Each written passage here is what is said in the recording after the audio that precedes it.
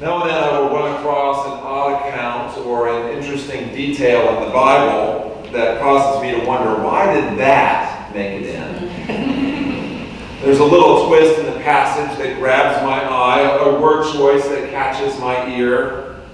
It's part of the fun of preaching and Bible study and the study of literature, period, actually.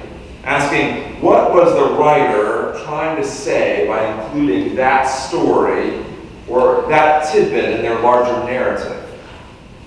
For instance, why would Luke, the author of the book of Acts, think it important to share not just that Eutychus was raised from the dead by Paul, but also to relate how the young man happened to die in the first place?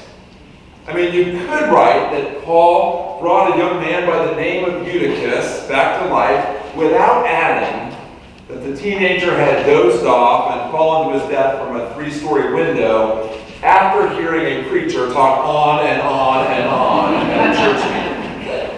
Couldn't you could leave that out. Why leave it in? It's enough to give a preacher pause. That's exactly why Luke inserts that little nugget, I think, to give preachers and teachers and communities of faith like ours pause. I believe Luke intends to bring us up short and to face the question of whether or not our words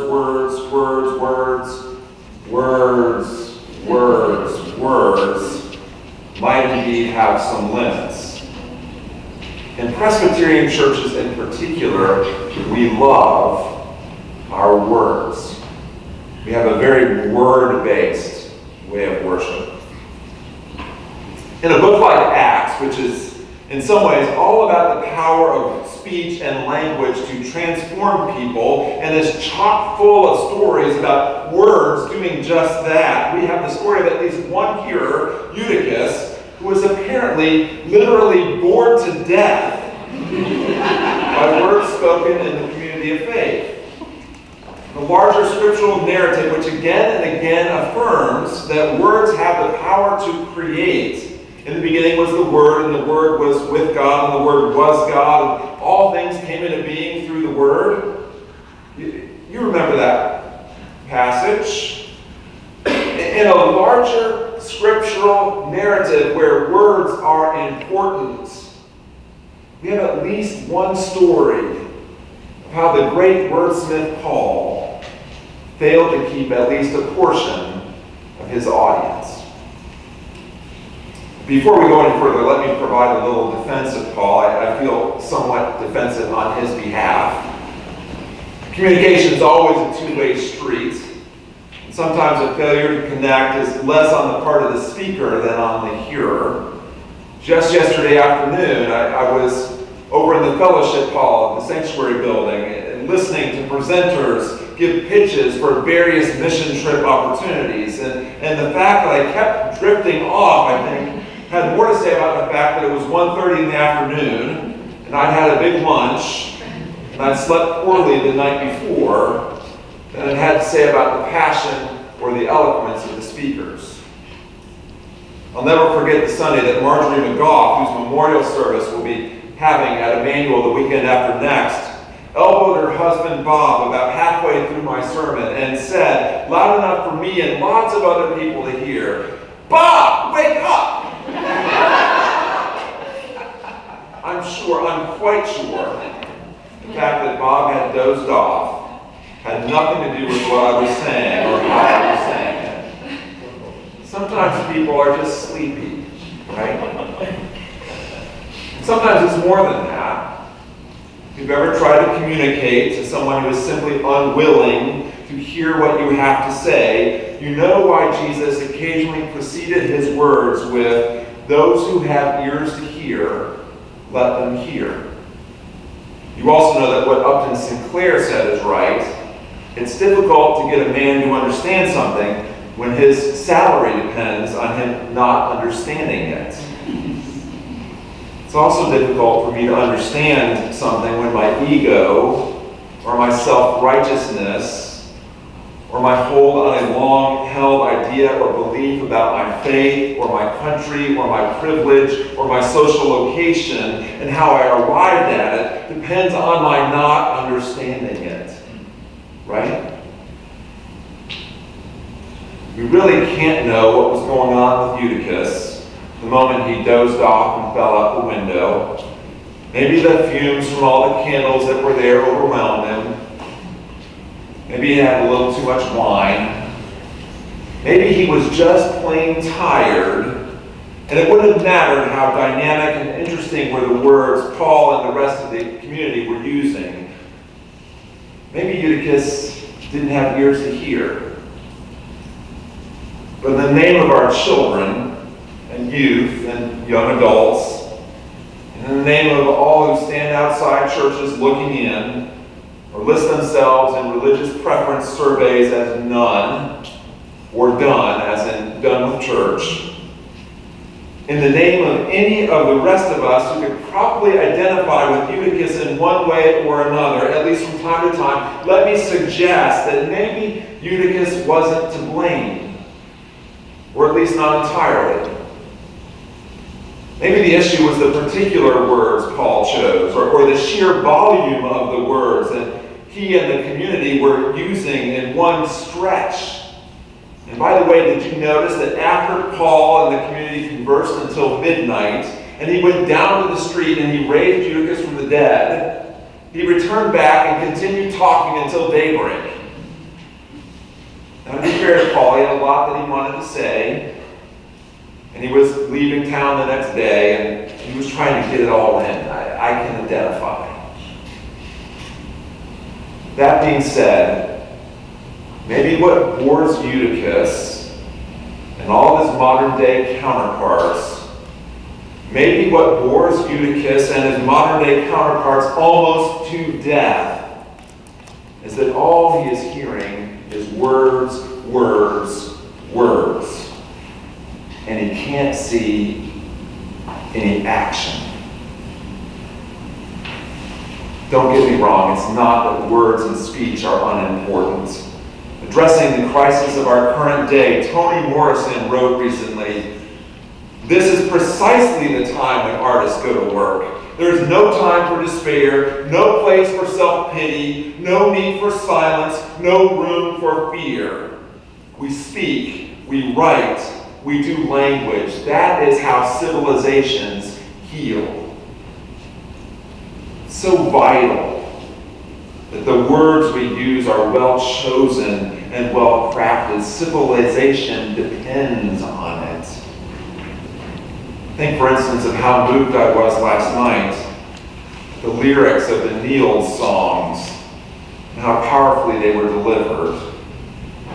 No one could have dozed off and fallen out a window listening to them.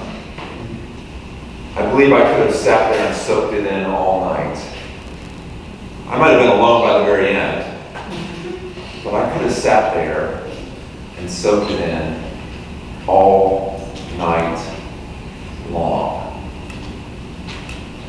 And never fail to be inspired by Narissa and Katrina Niels. Which brings me to this truth. There comes a time in sermons and conversations and relationships and communities, and I suppose even in songs, when piling up words without consequent positive action for good is just so much talk. That's why the author of 1 John tells his community, a group of people that was experiencing its own version of polarizing influences, little children, let us love, not in word or speech, but in truth and in action. And before that, how does God's love abide in anyone who has the world's goods and sees a brother or sister in need and yet refuses to help? As Billy Klutz says in a song that he wrote that I love to sing, I pray, you pray, we pray. Pray, pray, pray. Pray move our feet. Unless my prayers move me to action, and the words I choose and cherish move me to deeds, they aren't finished yet. They remain nothing more than words. When all is said and done, a lot more is said than done. And I don't know whether Aesop said that or not. It sounds more like Will Rogers. I think I read somewhere that Aesop said, never trust anything you read on the internet. But after all is said and done, it's true. A lot more is said than is done. Unless our words move us to action. Nothing more than words.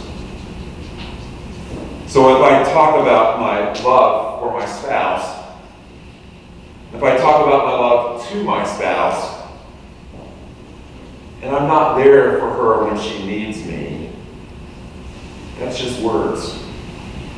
And if I talk about hospitality and I don't make room at the table and in my heart for a stranger or an immigrant, I'm in danger of boring myself and the world to death. If I talk about forgiveness and I don't take the step to actually let go of my resentment to someone who has wounded me, I'm in danger of boring myself and the world to death. If I talk about justice and God's heart for the mistreated and the marginalized, then I look the other way, or I minimize, or I try to defend my privilege when African Americans continue to face redlining in housing and being shot at simply because they're black and are subject to different treatment than I would be in the justice system, then I'm in danger of boring myself and the world to death. If I talk about being kind to someone with whom I disagree, and I don't sit down and have a conversation with them that reflects that kindness, then I'm boring myself and the world to death. If I talk about not responding to evil with evil, and the first thing I do is look for a reason to retaliate, I'm in danger of boring myself and the world to death. If I talk about LGBTQ rights, and I don't have the Gen Out choir here.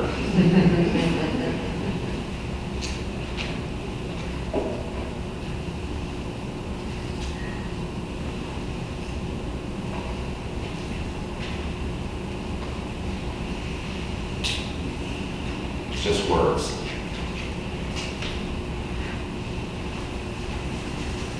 So Amy and Nate Weiss and their son Charlie joined us officially this morning. The reason why they joined is in part because they like what they hear from the pulpit, but they also like how what they hear gets translated into action in the community.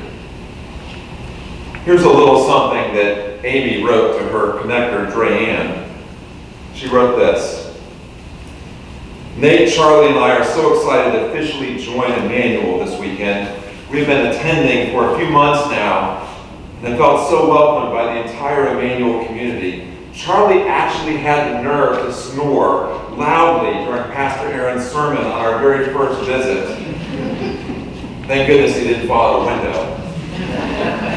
And we figured if we can feel welcomed with that, we were in the right place. And of course, they are. They are in the right place. She went on, jokes aside, there have been so many little moments that made us feel at home at Emmanuel and excited to join. My husband and I have been looking for our church home since before Charlie was born. But that cause became even more important when he arrived. As you know, Drayanne, from raising your kids in the church, there are so many important benefits and responsibilities that come with being part of the faith community. We are excited to serve others together with the congregation and get involved in ways you probably don't even know exist yet. There's a new member who understands that the life of faith is about more